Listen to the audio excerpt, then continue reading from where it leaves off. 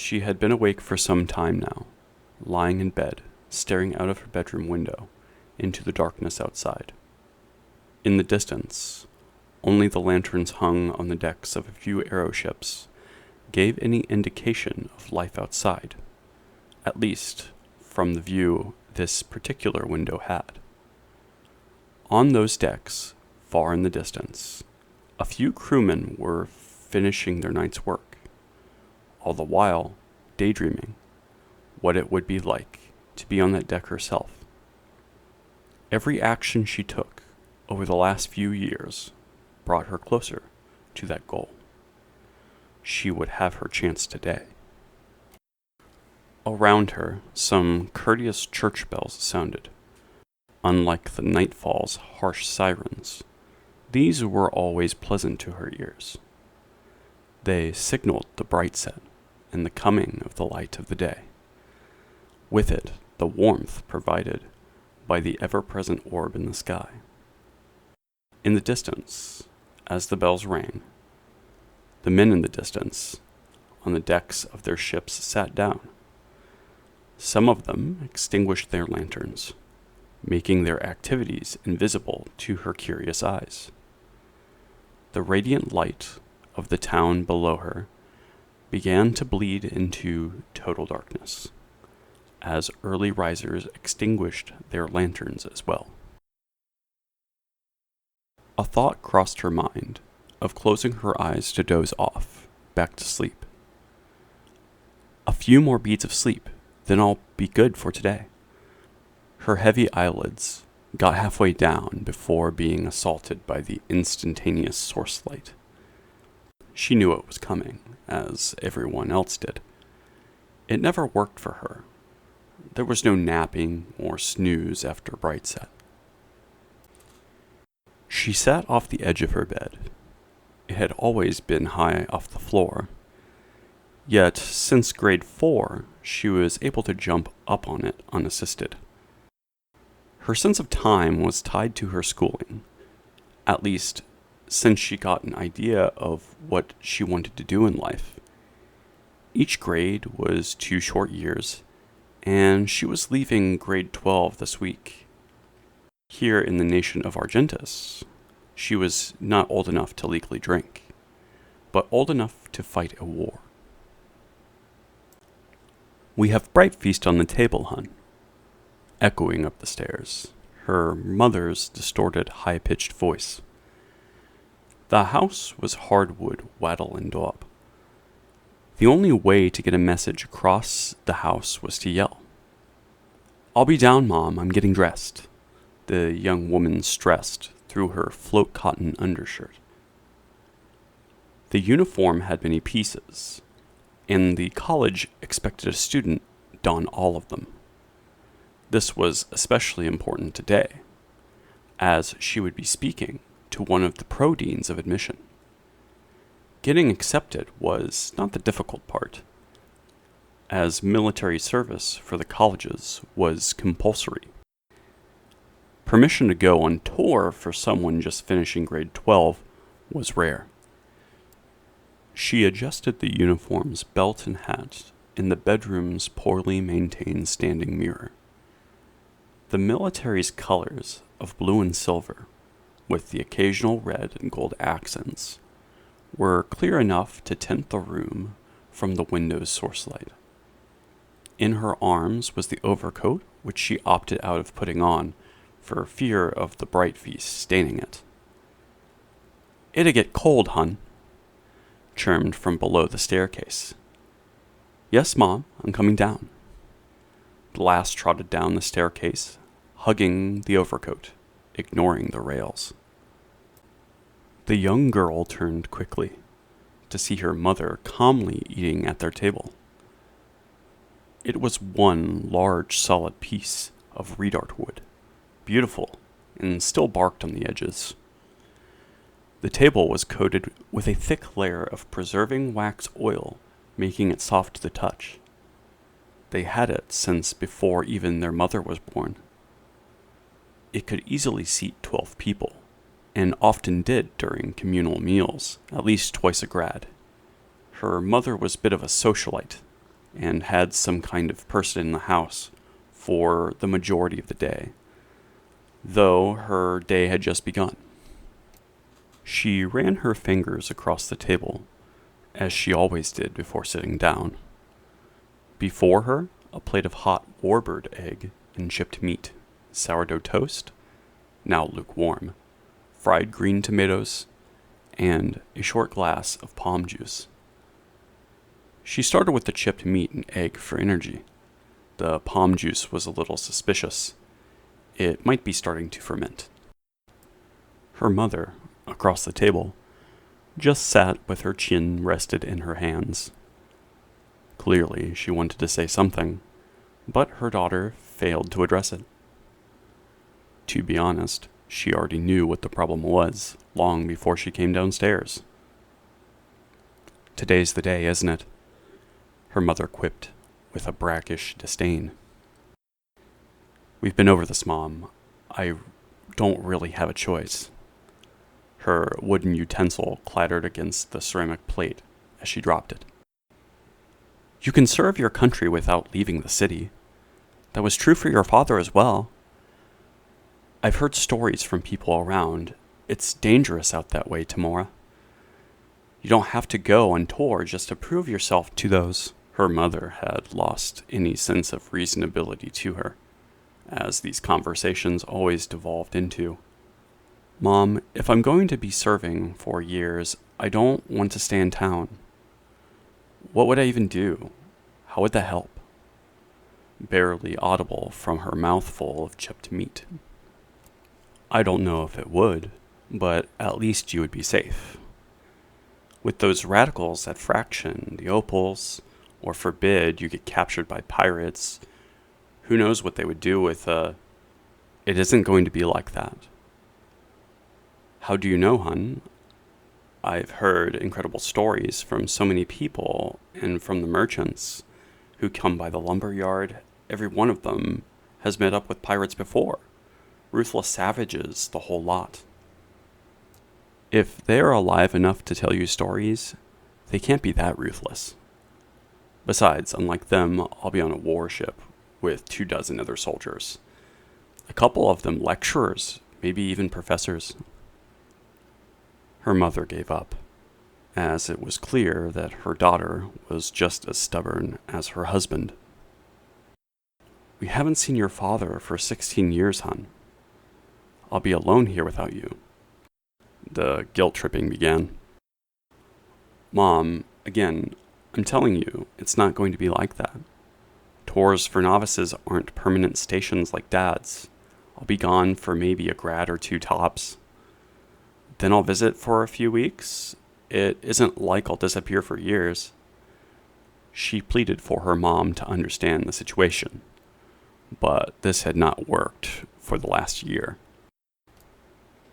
"I still don't understand why you can't stay home," her mother squeaked with her head, looking at an empty umber plate. "Most soldiers don't. Even if I asked to stay here, they'd put me on a ship anyway, and I'd be gone training somewhere for a year or more. At least this way I can come see you after our trip." Doing her darn best to spin this situation into a good thing for her mother's sake. "You are right about that. Amel's daughter is still at the Drifton base, and it's been almost 12 grads." She looked up at her daughter, feigning a smile. Her mother knew that fake smile and chortled to herself just a little. "You promise you'll visit?" With a tone vague with repercussions, should she fail to keep that promise. "Of course, Mom." Temora empathized in as calm a voice as she could muster. "Even if you have to leave the tour?" She looked her girl directly in the eyes, making the whole conversation more awkward to continue. Temora glanced to the side before returning her mother's eye contact. "If I left the tour, you'd still have to wait for them to take me back here. It's not like they'll turn the whole aeroship around just because I want to go home." It's a military exercise, not a scenic expedition. Her sternness keyed back to her father's military background. Embodying him for a few seconds, she was her father's girl. It really can't be helped then. Her mother stood from the table with her plate approaching her daughter. She sat her plate upon Temora's own empty plate and put her hand on her daughter's shoulder to embrace the advantageous and inescapable position she had. Temora didn't show affection to her mother that way, and barely her father. It turned into a half-hearted attempt at a hug that her mother did not necessarily mind, but remained disappointing. Her mother had plenty of hugs, enough for the both of them. As she began to turn away, she leaned over to point at an oil spot on her undershirt and brushed off some crumbs from the fried tomatoes. Temora knew that Bright Feast would do something to her uniform. Luckily, the overcoat buttoned fully from the front. A garment that was necessary in the cold sky, and with Argentus's unpredictable weather. Thanks, Mom. She stood from the table and released the folded cloth from its place in the chair diagonal to her. My pleasure, hon. Are you sure you don't want to bring anything else with you? My instructor specifically told me not to bring any personal effects, and I have no idea why. I guess I'll find out today, she said, shrugging her way toward the front door of the house. Take care, hun, and please at least write. A final wave of concern radiated from her nearly glowing face. I plan to, Mom. She smiled and laughed a bit, out of nervousness. I do have to get going. They said be there shortly after bright set, so I'm probably already behind a few beads. She yelled around a conveniently closing door. Temora was out on the street now, in uniform. In view were a few others, just like her, on their way to the schools or the college, also in uniform. Their house was on the posh side of the city, close to many shops. She began her short walk down the side street to the main road. This street was made up of individually set stones in a dovetail shape, creating a massive brickwork, as most of the streets in the city of Ushunfield were. These bricks were of multiple muted colors: grays, blue-grays, natural terracotta shades, whites, and blacks. Ushunfield was built along a mountainside and had many steep streets, but hers was not one of them. The stone that made up the street brickwork was sourced locally, and she remembered her late grandfather who worked on them. She was lucky to live on this particular street, in a single-family home. The street was not built for vehicles of any kind, but people still rode warbirds through it. Trees lined its center median, spaced out a fair distance, stopping at the main road. At that main road was a center courtyard, one of many in a city of millions. A few blocks down, she could see her mother's lumber yard, and the merchants unloading there, as they had been all night. Her mother spent some time there each day, but her managers took care of most of the paperwork now that she wasn't as sprightly. Her parents met at an early age, when he needed her services to outfit the crew quarters after gaining rank. Her mom always told the story about being weak around men in uniform. Despite serving time in the military herself, she never left the Skyland. Some of the arguments she had with her mother recently were fueled by a perceived hypocrisy. Temora had the privilege of living very close to the college that she would be attending. due to the location of her parents' house. Demanding a house close to that building was almost a condition of their marriage. Her mother, in possession of all the wood needed for the house, sourced it for nothing. The Argentine military sent civil service to construct the building. They only ever paid the architect and landlord, both friends of her mother. The rather large house was practically a wedding gift. The college was about 6 blocks from the courtyard, which did not mean much. The campus itself was so large that getting to the property was only half of the walk from her house, about half a red knot across the campus grounds, a full red knot from home. In total, about a 10-beat walk. The walk across the grounds was always pleasant. Its grass, trees, and garden were well maintained and diverse. Seasonally, there were flowers she had never seen before. Each semester was a visual treat. The groundskeepers were able to answer questions presented to them about any of them.